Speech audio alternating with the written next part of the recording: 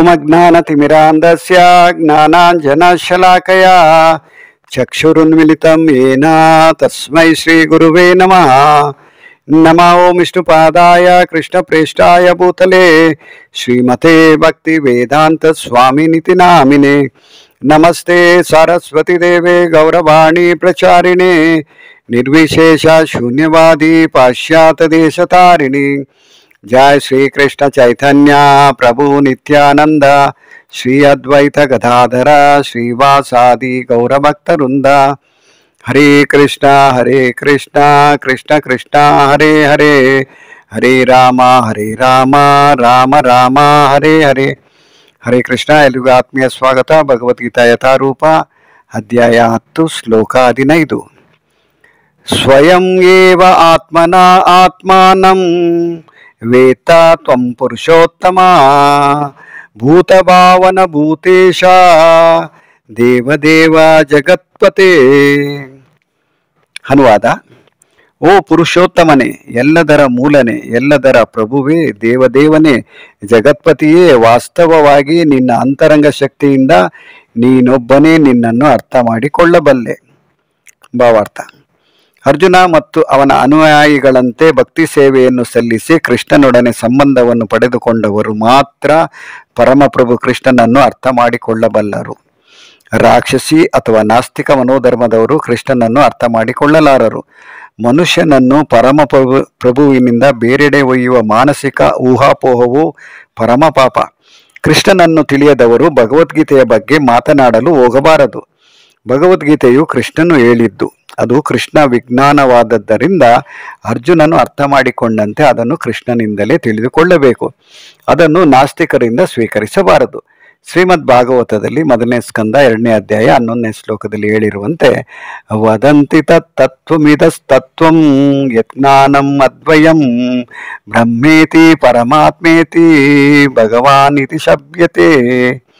ಪರಮಸತ್ಯವನ್ನು 3 ಮುಖಗಳಲ್ಲಿ ಸಾಕ್ಷಾತ್ಕಾರಿಸಿಕೊಳ್ಳುತ್ತಾರೆ: ನಿರಾಕಾರ ಬ್ರಹ್ಮನಾಗಿ, ಅಂತರ್ಯಾಮಿ ಪರಮಾತ್ಮನಾಗಿ ಮತ್ತು ಕಟ್ಟೆಕಡೆಗೆ ದೇವೋತ್ತಮ ಪರಮಪುರುಷನಾಗಿ. ಆದುದರಿಂದ ಪರಿಪೂರ್ಣ ಸತ್ಯವನ್ನು ಅರ್ಥ ಮಾಡಿಕೊಳ್ಳುವ ಕಡೆಯ ಹಂತದಲ್ಲಿ ಮನುಷ್ಯನು ದೇವೋತ್ತಮ ಪರಮಪುರುಷನ ನೆಲೆಗೆ ಬರುತ್ತಾನೆ. ಒಬ್ಬ ಸಾಮಾನ್ಯ ಮನುಷ್ಯನಾಗಲಿ, ನಿರಾಕಾರ ಬ್ರಹ್ಮನನ್ನು, ಅಂತರ್ಯಾಮಿ ಪರಮಾತ್ಮನನ್ನು ಅರ್ಥ ಮಾಡಿಕೊಂಡ ಒಬ್ಬ ಮುಕ್ತ ಮನುಷ್ಯನಾಗಲಿ ಭಗವಂತನ ವ್ಯಕ್ತಿತ್ವವನ್ನು ಅರ್ಥ ಮಾಡಿಕೊಳ್ಳದೆ ಹೋಗಬಹುದು. ಅಂತಹ ಮನುಷ್ಯನು ಸ್ವತಃ ಕೃಷ್ಣನು ಹೇಳುತ್ತಿರುವ ಭಗವದ್ಗೀತೆಯ ಶ್ಲೋಕಗಳಿಂದ ಪರಮಪುರುಷನನ್ನು ಅರ್ಥ ಮಾಡಿಕೊಳ್ಳಲು ಪ್ರಯತ್ನಿಸಬಹುದು.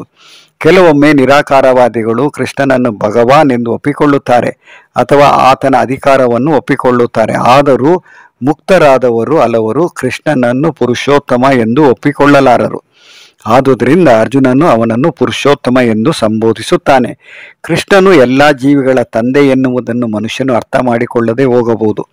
ಆದುದರಿಂದ ಅರ್ಜುನನು ಅವನನ್ನು ಭೂತಭಾವನ ಎಂದು ಸಂಬೋಧಿಸುತ್ತಾನೆ. ಕೃಷ್ಣನನ್ನು ಎಲ್ಲ ಜೀವಿಗಳ ತಂದೆಯೆಂದು ಅರಿತವನು ಸಹ ಅವನನ್ನು ಪರಮ ನಿಯಂತ್ರಕ ಎಂದು ಅರಿಯದೆ ಹೋಗಬಹುದು. ಆದುದರಿಂದ ಅವನನ್ನು ಇಲ್ಲಿ ಭೂತೇಶ, ಎಲ್ಲ ಜೀವಿಗಳ ಪರಮ ನಿಯಂತ್ರಕ ಎಂದು ಸಂಬೋಧಿಸಿದೆ. ಅವನು ಎಲ್ಲ ಜೀವಿಗಳ ಪರಮ ನಿಯಂತ್ರಕ ಎಂದು ಅರ್ಥ ಮಾಡಿಕೊಂಡವನು ಅವನನ್ನು ಎಲ್ಲ ದೇವತೆಗಳ ಮೂಲ ಎಂದು ತಿಳಿಯದೆ ಹೋಗಬಹುದು. ಆದುದರಿಂದ ಇಲ್ಲಿ ಅವನನ್ನು ದೇವದೇವ ಎಂದು ಸಂಬೋಧಿಸಿದೆ. ಅವನನ್ನು ದೇವದೇವನೆಂದು ತಿಳಿದುಕೊಂಡವರು ಅವನು ಎಲ್ಲ ವಸ್ತುಗಳ ಪರಮಸ್ವಾಮಿ ಎಂದು ಅರಿಯದಿರಬಹುದು. ಆದುದರಿಂದ ಅವನನ್ನು ಜಗತ್ಪತಿ ಎಂದು ಸಂಬೋಧಿಸಲಾಗಿದೆ.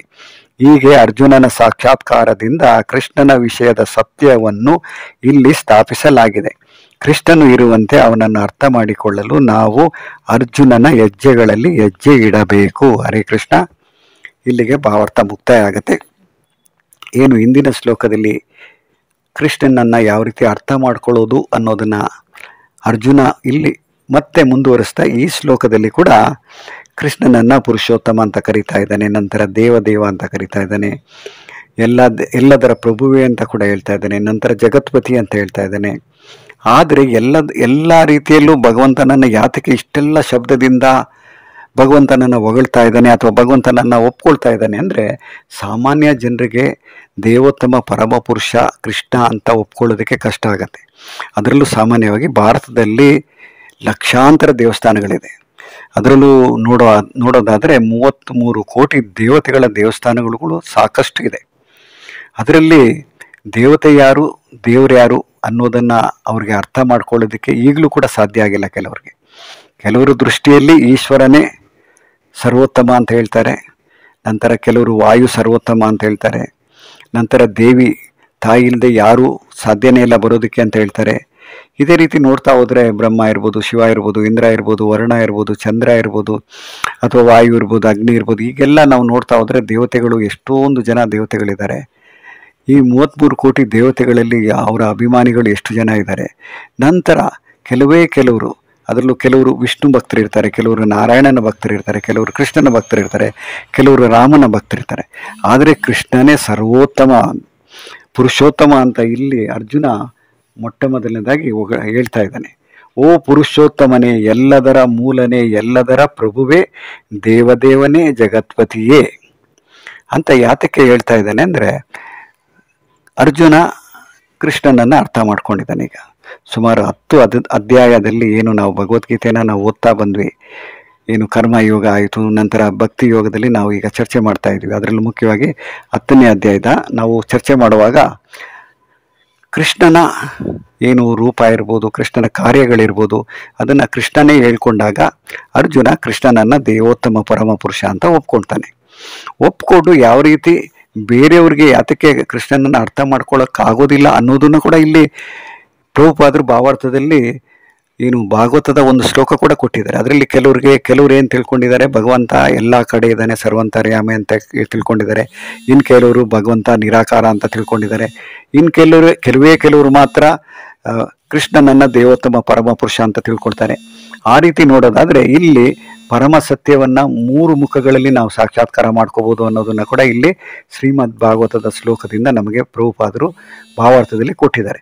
ನಂತರ ಯಾತಕ್ಕೆ ಅರ್ಜುನ ಕೃಷ್ಣನನ್ನು ದೇವೋತ್ತಮ ಪರಮ ಪುರುಷ, ಅದರಲ್ಲೂ ಪುರುಷೋತ್ತಮ ಅಂತ ಹೇಳ್ತಾ ಇದ್ದಾನೆ, ನಂತರ ಎಲ್ಲ ಜೀವಿಗಳ ತಂದೆ ಅಂತ ಹೇಳ್ತಾ ಇದ್ದಾನೆ, ನಂತರ ಭೂತ ಭಾವನ, ನಂತರ ಅದರಲ್ಲೂ ಮುಖ್ಯವಾಗಿ ಇದನ್ನೆಲ್ಲ ಯಾತಕ್ಕೆ ನಮಗೆ ಕೊಟ್ಟಿದ್ದಾನೆ ಹೇಳ್ತಾ ಇದ್ದಾನೆ ಅಂದರೆ, ಯಾರ್ಯಾರು ಯಾವ್ಯಾವ ರೀತಿಯಲ್ಲಿ ಭಗವಂತನನ್ನು ಅರ್ಥ ಮಾಡ್ಕೊಂಡವ್ರು, ಅರ್ಥ ಮಾಡ್ಕೊಳ್ದೇ ಇರ್ತಕ್ಕಂಥವ್ರು ಎಲ್ರಿಗೂ ಅರ್ಥ ಆಗೋ ರೀತಿಯಲ್ಲಿ ಪ್ರಭುಪಾದರು ಭಾವಾರ್ಥನ ಭಾಳ ಸುಂದರವಾಗಿ ಕೊಟ್ಟಿದ್ದಾರೆ. ಅದರಲ್ಲಿ ಒಂದೊಂದಕ್ಕೂ ಒಂದೊಂದು ರೀತಿಯಲ್ಲಿ ಯಾವ ರೀತಿ ಭೂತ ಭಾವನ ಅಂದರೆ ಏನು, ನಂತರ ಭೂತೇಶ ಅಂದರೆ ಏನು, ದೇವದೇವ ಅಂದರೆ ಏನು, ಜಗತ್ಪತಿ ಅಂದರೆ ಏನು, ಇದನ್ನೆಲ್ಲ ನಾವು ಯಾವ ರೀತಿ ಭಗವಂತನನ್ನು ಅರ್ಥ ಮಾಡ್ಕೊಳ್ಳೋದು ಎಷ್ಟು ಸುಲಭ ಆಗತ್ತೆ ಅನ್ನೋದನ್ನು ಭಾಳ ವಿವರವಾಗಿ ವರ್ಣನೆ ಮಾಡಿದ್ದಾರೆ. ಆದ ಕಾರಣ ಅದರಲ್ಲೂ ಮುಖ್ಯವಾಗಿ ಪ್ರಭುಪಾದರು ಭಾವಾರ್ಥನ ಮುಕ್ತಾಯ ಮಾಡುವಾಗ ಕೃಷ್ಣನು ಇರುವಂತೆ ಅವನನ್ನು ಅರ್ಥ ಮಾಡಿಕೊಳ್ಳಲು ನಾವು ಅರ್ಜುನನ ಹೆಜ್ಜೆಗಳಲ್ಲಿ ಹೆಜ್ಜೆ ಇಡಬೇಕು. ಯಾವ ರೀತಿ ಅರ್ಜುನ ಕೃಷ್ಣನನ್ನು ಅರ್ಥ ಮಾಡ್ಕೊಂಡ, ಅದೇ ರೀತಿ ನಾವು ಕೂಡ ಅರ್ಥ ಮಾಡ್ಕೊಳ್ಳೋದು ಎಷ್ಟು ಸುಲಭ. ಯಾವುದೇ ಕಾರಣಕ್ಕೂ ನಾವು ವಾದ ವಿವಾದ ಮಾಡದೆ ಅಥವಾ ಯಾವುದೇ ರೀತಿಯಲ್ಲೂ ಕೃಷ್ಣ ಹೇಳ್ತಾ ಇರತಕ್ಕಂಥದ್ದು ಸತ್ಯನ, ಅಥವಾ ಅರ್ಜುನ ಕೃಷ್ಣನ ಸ್ನೇಹಿತ ಆಗಿರೋದ್ರಿಂದ ಕೃಷ್ಣನನ್ನು ಒಪ್ಕೊಳ್ತಾ ಇದ್ದಾನೆ ಅನ್ನೋ ರೀತಿಯಲ್ಲಿ ಕೂಡ ನಾವು ಯೋಚನೆ ಮಾಡಿದೆ. ಅದನ್ನು ಕೂಡ ಏನು 12 ಮತ್ತು 13 ಶ್ಲೋಕಗಳಲ್ಲಿ ಉದಾಹರಣೆ ಕೂಡ ಕೊಟ್ಟ. ಯಾವ ರೀತಿ ನಾರದ, ಸೀತಾ, ದೇವಲ ಎಲ್ಲರೂ ನಿನ್ನನ್ನು ದೇವೋತ್ತಮ ಪರಮ ಪುರುಷ ಅಂತ ಒಪ್ಕೊಂಡಿದ್ದಾರೆ, ಅದೇ ರೀತಿ ನಾನು ಕೂಡ ಈಗ ನಾನು ಒಪ್ಕೊಳ್ತಾ ಇದ್ದೀನಿ ಅಂತ ಹೇಳಿ ಈ ಶ್ಲೋಕದಲ್ಲಿ ಕೂಡ, ಹಿಂದಿನ ಶ್ಲೋಕದಲ್ಲಿ ಏನು ಅರ್ಜುನ ಕೃಷ್ಣನ ಬಗ್ಗೆ ವರ್ಣನೆ ಮಾಡ್ದ, ಅದರಲ್ಲೂ ಮುಖ್ಯವಾಗಿ 14ನೇ ಶ್ಲೋಕದಲ್ಲಿ ನಾವೇನೆಲ್ಲ ಕೇಳಿದ್ವಿ, ಅದೇ ರೀತಿ ಅದಕ್ಕೆ ಮುಂದುವರಿದ ಶ್ಲೋಕ ಇದರಲ್ಲಿ ಕೂಡ ಭಗವಂತನನ್ನು ಯಾವ ರೀತಿ ಅರ್ಥ ಮಾಡ್ಕೊಳ್ಳೋಕ್ಕೆ ಯಾವ ರೀತಿ ಸಾಧ್ಯ, ನಂತರ ಭಗವಂತನನ್ನು ವರ್ಣನೆ ಯಾವ ರೀತಿ ಮಾಡ್ದ, ಅದರಲ್ಲೂ ಮುಖ್ಯವಾಗಿ ಕೃಷ್ಣ ಯಾವ ರೀತಿ ಅಂತರಂಗ ಶಕ್ತಿಯಲ್ಲಿ ಇರ್ತಾನೆ, ಅದರಲ್ಲೂ ಮುಖ್ಯವಾಗಿ ಅಂತರಂಗ ಶಕ್ತಿಯಿಂದ ಮಾತ್ರ ನೀನೊಬ್ಬನೇ ನಿನ್ನನ್ನು ಅರ್ಥ ಮಾಡಿಕೊಳ್ಳಬಲ್ಲೆ ಅಂತ ಕೂಡ ಹೇಳಿದ್ದಾನೆ ಇದರಲ್ಲಿ. ಅಂದರೆ ಕೃಷ್ಣನನ್ನು ನಾವು ಅರ್ಥ ಮಾಡ್ಕೊಳ್ಳೋದು ಅಷ್ಟು ಸುಲಭ ಅಲ್ಲ. ಕೃಷ್ಣನನ್ನು ನಾವು ಸಾಕ್ಷಾತ್ಕಾರ ಮಾಡ್ಕೋಬೇಕಂದ್ರೆ ಯಾರು ಕೃಷ್ಣನನ್ನು ಸಾಕ್ಷಾತ್ಕಾರ ಮಾಡ್ಕೊಂಡಿದ್ದಾರೆ ಅವರ ಮಾತನ್ನು ನಾವು ಒಪ್ಕೋಬೇಕು.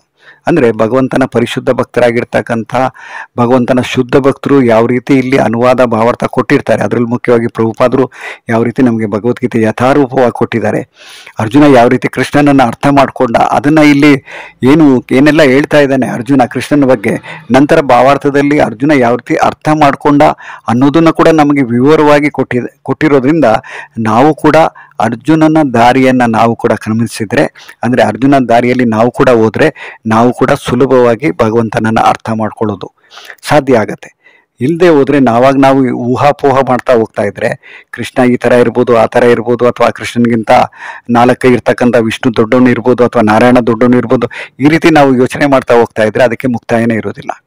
ಆದ ಕಾರಣ ನಾವು ಸುಲಭವಾಗಿ ಕೃಷ್ಣ ದೇವೋತ್ತಮ ಪರಮಪುರುಷ ಅಂತ ಅರ್ಥ ಮಾಡ್ಕೋಬೇಕಾದ್ರೆ ಅರ್ಜುನನ ಹೆಜ್ಜೆಗಳಲ್ಲಿ ಹೆಜ್ಜೆ ಇಡೋದನ್ನು ನಾವು ಕಲ್ತ್ಕೊಳ್ಳೋಣ. ನಂತರ ಅರ್ಜುನ ಯಾವ ರೀತಿ ಅರ್ಥ ಮಾಡ್ಕೊಂಡ ಅದೇ ರೀತಿ ನಾವು ಕೂಡ ಅರ್ಥ ಮಾಡಿಕೊಂಡು ಕೃಷ್ಣನನ್ನು ದೇವೋತ್ತಮ ಪರಮಪುರುಷ ಅಂತ ಒಪ್ಕೊಂಡಾಗ ನಮ್ಮ ಜೀವನ ಕೂಡ ಸಾರ್ಥಕ ಆಗುತ್ತೆ. ಹರೇ ಕೃಷ್ಣ.